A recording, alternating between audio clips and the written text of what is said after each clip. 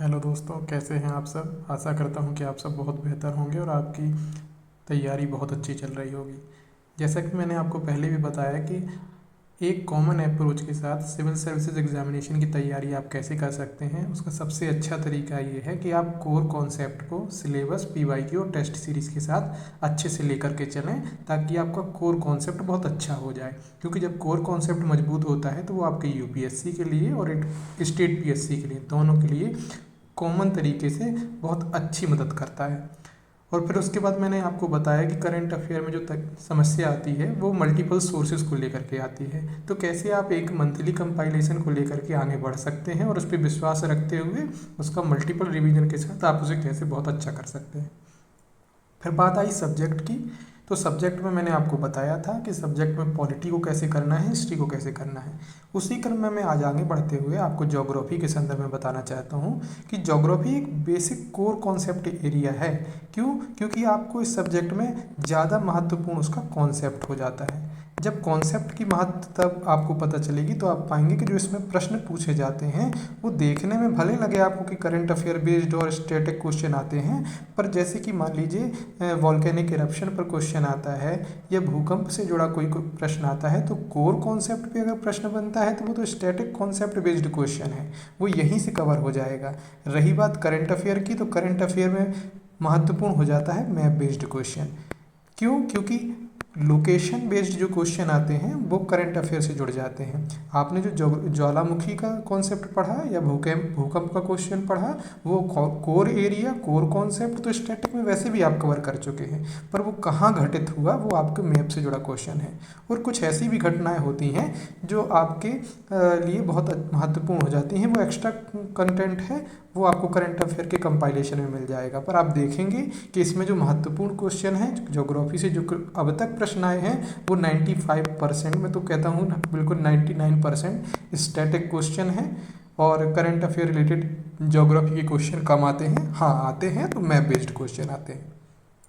तो इसीलिए आप अगर मैप करना चाहें तो मैं उसके बारे में आपको बताऊंगा, पर स्टैटिक कैसे करना है उसको जानना बहुत ज़्यादा ज़रूरी है। तो स्टैटिक को जान लीजिए कि अगर आप एक वन स्टॉप सॉल्यूशन की बात करें तो एनसीईआरटी। हाँ, कुछ ये कह सकते हैं कि जीसी लोइंग पढ़ना बेहतर है, कोई कहेगा वर्णवाल पढ़ना बेहतर है, कोई कोचिंग नोट्स बताएगा। सब अपनी अपनी जगह बहुत शानदार हैं, बहुत बेहतरीन हैं, पर मेरा मानना है कि हम एग्ज़ाम ओरिएंटेड तैयारी कर रहे हैं, हमें कॉन्सेप्ट मजबूत चाहिए टॉपिक वाइज। फॉर एग्जांपल भौतिक भूगोल से जुड़ा क्वेश्चन आता है, या फिर मान लीजिए कि जलवायु विज्ञान से जुड़ा क्वेश्चन आता है, समुद्र से जुड़ा कोई प्रश्न आते हैं, तो वो कोर कॉन्सेप्ट आपको 11th और 12th की एनसीईआरटी में मिल जाएगा। पढ़ने के लिए आप 6th, 7th या 8th और 9th 10th इनकी भी एनसीईआरटी पढ़ सकते हैं अगर आपके पास समय हो, क्योंकि इनमें जो छुपी हुई बातें आपको बॉक्स में डू यू नो करके जो मिलती हैं, और कुछ डायग्राम मिलते हैं, कुछ चीज़ें आपको अंडर लाइन बेस्ड में मिलती हैं, कॉन्सेप्चुअल चीज़ें, वो भी आप नोट कर सकते हैं, क्योंकि कोई भी चीज़ कहीं से भी आ सकती है। पर अगर आप एक कॉमन अप्रोच की टू द पॉइंट बात करें तो मेरा मानना है कि 11th और 12th का कोई मुकाबला नहीं है, सबसे बेस्ट मटेरियल है। हाँ, ये ज़रूर है कि इसकी भाषा थोड़ा सा कठिन है, जटिल हो जाती है, क्योंकि भाषा एक तो हिंदी, ऊपर से ज्योग्राफी के कॉन्सेप्ट, इसलिए थोड़ा सा टफ हो जाता है। तो मैंने बताया पढ़ने का वही तरीका, सबसे पहले आप पीवाईक्यू देखिए। जब आप पीवाईक्यू देख लेते हैं तो आपको ये समझ में आ जाता है कि ये टॉपिक, इससे आने वाला प्रश्न। मेरा मानना है कि जब आप पीवाईक्यू लेना, तो मैंने पहले भी आपको शायद बताया होगा कि पीवाईक्यू आप टॉपिक वाइज ही रखिएगा।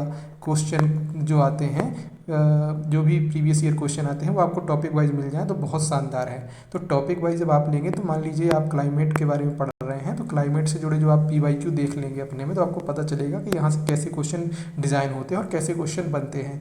और फिर जब आप उसको बुक से पढ़ेंगे तो चीज़ें बहुत अच्छे से कवर होंगी, और आपको ये भी पता चलेगा कि कहाँ कौन सी चीज़ नहीं छोड़नी है, कहाँ हमें चीज़ें जल्दीबाजी में हम छोड़ देते हैं, गलतियाँ करते हैं। तो बुक पढ़ने से पहले मैं आपको एक और चीज़ सजेस्ट करूँगा कि आप यूट्यूब का सहारा लें। क्यों? मान लीजिए आपने कोई एनसीईआरटी का चैप्टर पढ़ा, पहला या दूसरा, कोई भी आप चैप्टर पढ़ रहे हैं, उसको अगर आपने यूट्यूब से देखा तो होगा क्या जो टीचर आपको फैकल्टी आपको बताएंगे कि उसके बारे में, तो एक तो आपको कॉन्सेप्ट थोड़ा समझ में आएगा, दूसरा इमेज आपके दिमाग में तैयार होगी, जिससे क्या होता है कि देख करके पढ़ी हुई चीज़ें याद रहती हैं। तो आपने जो उस चीज़ को आपने समझ लिया यूट्यूब से, वो अगर आप बुक से रीड करेंगे तो आपको टफ नहीं लगेगा, चीज़ें धीरे धीरे दिमाग में बहुत सहजता के साथ एडजस्ट होती चली जाएंगी और कॉन्सेप्ट समझ में आते चले जाएंगे। तो बुक पढ़ी आपने, आपने यूट्यूब से वीडियो देख करके उसको अच्छे से समझा, और फिर PYQ आप ले करके चल ही रहे हैं, तो आपको तो बुक से कंटेंट रेडी हो गया, PYQ रेडी हो गया, तो आपकी चीज़ें बहुत अच्छी दिमाग में सेट हो जाएंगी। फिर बात आती है कि प्रैक्टिस कैसे करें। PYQ और बुक तो आपका मटेरियल है जो आपको चीज़ें बताएगा और आपने उसको कॉन्सेप्चुअली तैयार कर लिया, पर प्रीलिम्स प्रैक्टिस सीरीज के नाम से बुक आती है दृष्टि की, देखिए आप इसको ले सकते हैं। और मैंने कंपाइलेशन के लिए आपको विज़न बताया है, दृष्टि की बता रहा हूँ PPS के लिए, इसलिए मैं किसी कोचिंग का पर्टिकुलरली समर्थन नहीं करता, क्योंकि मैंने दृष्टि देखी है और भी कई बुक देखी हैं, पर मुझे ये बहुत अच्छी लगी क्योंकि इसमें टॉपिक वाइज चीज़ को कंपाइल किया है। UPSC के CDS, CAPF, NDA और स्वयं CSE, इनके प्रीवियस ईयर क्वेश्चन को टॉपिक वाइज एक जगह ला करके उसने बहुत अच्छा क्वेश्चन बैंक तैयार किया, और उसकी के नीचे डिस्क्रिप्शन बॉक्स है, जिससे आप जो चीज़ें कन्फ्यूज़न क्रिएट करती हैं या आपने नहीं पढ़ी हैं वो आप यहाँ से ले सकते हैं, तो आपका जो कॉन्सेप्ट है वो और मजबूत होगा। तो जब इसको आप लाइन टू लाइन सॉल्व करेंगे तो आपको ये पता चलेगा कि कॉन्सेप्ट में आप कहाँ लैग कर रहे हैं, कहाँ आपसे गलतियाँ हो रही हैं, और कॉन्सेप्ट जब चेक हो जाएगा तो आप कंटेंट को एक्स्ट्रा उससे उसके जो डिस्क्रिप्शन बॉक्स से ही ले करके उस आप कॉन्सेप्ट को मजबूत कर लेंगे। तो आपने देखी बुक पढ़ी, कोई टॉपिक पढ़ा, बुक के बाद आपने PYQ देखे, PYQ के बाद आपने PPS देखा, अब आपको 3 सोर्सेज से मटेरियल मिल गया, आपने उसको एक जगह कंपाइल किया, आपके नोट्स बहुत अच्छे हो गए। ये तो बेसिक फाउंडेशन के समय की बात है। और आपको मैंने वाइट शीट के लिए क्यों कहा है, क्योंकि उसमें सबसे अच्छी बात ये होती है कि कुछ एक्स्ट्रा ऐड करने के लिए आपको दिक्कत नहीं होती, नया पेज ऐड कर सकते हैं आप।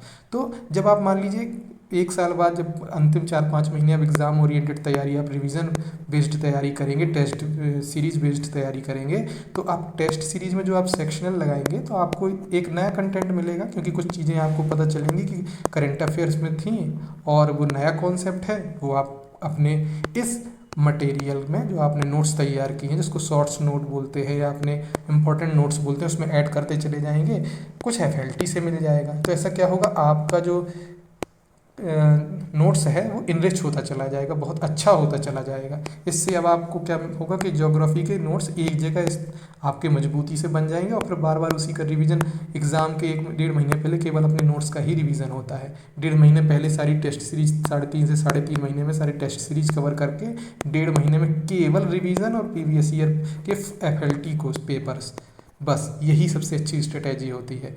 तो ये करेंगे आप तो आपका सब्जेक्ट मजबूत हो जाएगा। मोटा मोटा आपने बुक पढ़ी, PPS के एक्स्ट्रा कंटेंट को लिया, और 1-2 टेस्ट सीरीज जो कोचिंग इंस्टीट्यूट की आपने लगाई, तो आपका कंटेंट बहुत अच्छा हो जाएगा। इन सबको एक जगह ले करके आप मल्टीपल रिवीजन करके उसको सब्जेक्ट को बहुत अच्छा कर सकते हैं।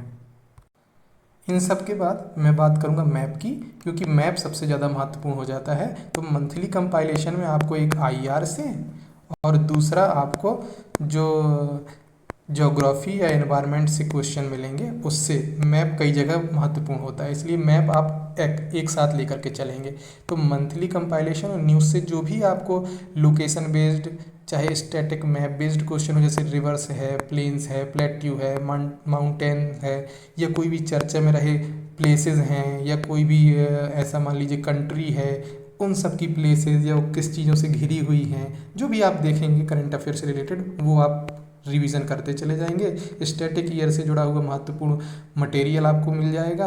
आपने जो नोट्स पढ़े हुए हैं बेसिक कॉन्सेप्ट के, वहाँ से आपको कंटेंट मिल जाएगा, और ये जो आपने रिवर्स प्लेन्स, प्लेट्यू, माउंटेन वगैरह किए हुए हैं वो, तो ये सब आप मैप में रिवाइज कर सकते हैं। इसके लिए स्टूडेंट एटलीस्ट आप सभी जानते हैं, अगर आप उसको रोज़ पर डे आधे घंटे का समय सुबह या शाम निकाल करके रिवीजन करते चले जाएं, और एक एक करके आप एक एक जो महाद्वीप है, चाहे एशिया हो, अफ्रीका हो, एक करके ले करके चलें, और जो सागर हैं वगैरह, इन सब के लोकेशन को धीरे धीरे चलते चले जाएं, रिवाइज करते चले जाएं, और जो करंट अफेयर का मटेरियल है वो इसमें जोड़ते चले जाएं। प्रैक्टिस मैप में आप उसको डिज़ाइन करते चले जाएं, तो आप पाएंगे कि मैप में भी आप बहुत अच्छी स्थिति में हो जाएंगे। और मैं आपको करने का कोई अलग तरीका नहीं होता। बस आपको मंथली कंपाइलेशन में जो IR और ज्योग्राफी से जो लोकेशन बेस्ड क्वेश्चन मिले हैं, मैप बेस्ड क्वेश्चन मिले हैं, जो चर्चा में रही चीज़ें हैं वो मैप से अगर रिलेट करती हैं तो वो आप रिवीजन करते चले जाएं, अपने स्टूडेंट एटलस में उसको ऐड करते चले जाएं और उनका एक बहुत अच्छा रिवीजन मटेरियल तैयार कर लें। मैप बार बार के रिवीजन से कंप्लीट हो जाएगा और ये पता चलेगा आपको PYQ से कि कौन से एरिया एग्ज़ाम के लिए ज़्यादा महत्वपूर्ण है। जैसे UPSC के लिए आप जा करके देखेंगे तो मेडिटेरेनियन सी यानी कि भूमध्य सागर बहुत ज़्यादा महत्वपूर्ण हो जाता है। तो ऐसी चीज़ों को आपको समझना है। और ज्योग्राफी में ये भी याद रखना है कि कौन से एरिया में किस क्षेत्र के देशों को क्या कहते हैं। तो मतलब ये आपको एक रिसर्च बेस्ड स्टडी करनी होगी जो आपको करेंट अफेयर से ही कवर होगी। और स्टैटिक तो आपने पढ़ ही रखा है। इस तरीके से आप मैप को भी कर सकते हैं। तो ज्योग्राफी, एनवायरनमेंट और मैप ये चीज़ें एक साथ चलती हैं। मैप को अगर आप रोज़ डेली करेंगे तो आप पाएंगे 3 से 4 महीने में आपको पूरा मैप दिमाग में एक अच्छे नक्शे की तरह छप जाएगा और आपको दिक्कत नहीं होगी, रिवीजन करना आसान हो जाएगा। तो मैप को तो बिल्कुल लेकर के चलिए, आपकी टेबल में हमेशा होना चाहिए। तो ओवरऑल अगर मैं कंक्लूड करूं तो पढ़ने का सबसे अच्छा तरीका ये है कि PYQ को मल्टीपल रिवीजन पढ़ने से पहले देखें ताकि आपको पता चले पढ़ना क्या है। बुक की रीडिंग के साथ टॉपिक वाइज देखें ताकि पता चले कि पढ़ने में कोई गलती नहीं हुई, कोई चीज़ छूटी नहीं, कहीं कोई ऐसा चीज़ नहीं कि मैंने इग्नोर कर दी हो। तो बुक को सही तरीके से रीड करना आ पाएगा। PPS से आपको प्रैक्टिस हो जाएगी, टेस्ट सीरीज से आपको एग्ज़ाम से पहले रिवीजन हो जाएगा और करंट अफेयर में जो चीज़ें हैं वो ऐड हो जाएंगी। इस तरीके से इकट्ठे नोट्स बन जाएंगे और आपकी बहुत अच्छी तैयारी हो जाएगी। मेरे हिसाब से ये परफेक्ट स्ट्रेटेजी है और इस तरीके से आप इस सब्जेक्ट को बहुत अच्छे से तैयार कर सकते हैं। मैं उम्मीद करता हूँ जो मैं आपको बताना चाहता था वो आप तक पहुँचा होगा, आप उसे बहुत अच्छे से समझ पाए होंगे। आपने मुझे सुना, इसके लिए मैं आपका बहुत बहुत धन्यवाद करता हूँ। मैं अपनी वीडियो में फिर मिलूँगा, आप मुझसे जुड़ सकते हैं। आप सबका बहुत बहुत धन्यवाद।